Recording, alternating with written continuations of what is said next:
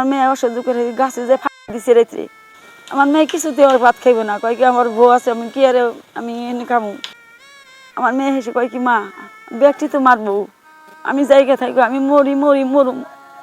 ভালো মেয়ে আমার গেছে, এই মেয়েটারে যে মানে এখানে করছে বাসায় থেকে। আমার বোন নাই, আমি ওরে পছন্দ করি, ওরে আমার কাছে দিয়া দেও, এই সেই খালি আমার বাড়িতে গ্যাঞ্জাম করছে। তারপরে বাসায় থাকছি 2 বছর, মেয়ে চাকরি নিয়েছি, হে নিয়ে মনে করো ভালো মেয়েটারে নিয়ে নিয়ে তাদের বিয়ে পড়াইছে, কোনাবাড়ি নিয়ে বিয়ে পড়িয়ে ওখানে সমস্যা দেখা বাড়ি চিনাই না, বাড়ি চিনাই না। ওর মেয়ে খালি কয় কি মা আমি ওর কেমনি করুম, ওর নামে জিটিও করছি থানায়, থানায় জিটি করছি, ওরে মায়ের দূর করে পিটিয়ে কিছু করছে, তাও ছাড়ে না, তাও আহি, তাও আমাকে মনে করো মারাধরি করবো, কয় কি বংশ নিপাত করে দিব এই না কয়।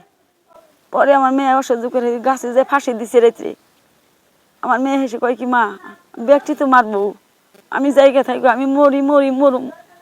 ভালো মেয়ে আমার গেছে, এই মেয়েটারে যে মানে এখানে করছে বাসায় থেকে। ওর এই সমস্যা হওয়ার মূল কারণটা কি আপনার? ওই জোর করে ওই যে বিয়ে করছে, মনে করো ও বিয়ে করবোই না, মানে ছেলে বিয়ে করছে? হ্যাঁ ছেলে বিয়ে করছে কুটমিনিস করে, তাও মেয়ে আবার তালাক দিছে, এই যে বাড়িছে নাই না দেখে। আর সত্ত্বেও আমার বাড়িতে বিরক্ত করে, আমার বাড়িতে বাড়িছে না না মনে করো কয় কি আমার কিছুই নাই, বউ ফুলহান নাই।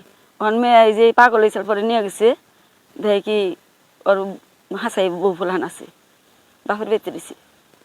ওখান মনে করো সেরাই কিচ্ছু করবো না, সেরাই ওরে এমনি করে মাইরা হালাইব আর কি, এইটা আশা ওর।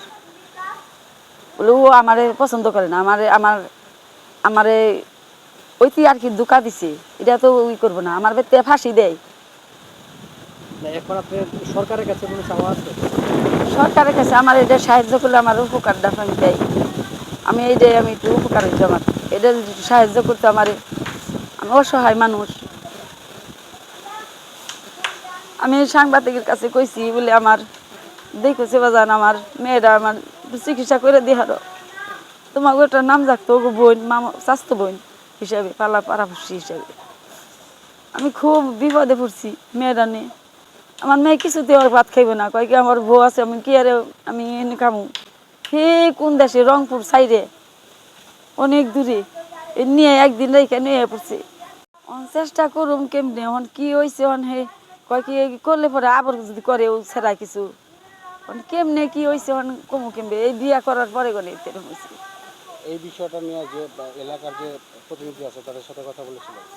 হ্যাঁ বলছি, ওই যে সাংবাদিকের কাছে কইছি আমার দেখেছি আমার মেয়েটা যেটু ভালো ভালো করে দেহারো মানুষগুলো আছে তোমার কাছে, কইছি দেহমনি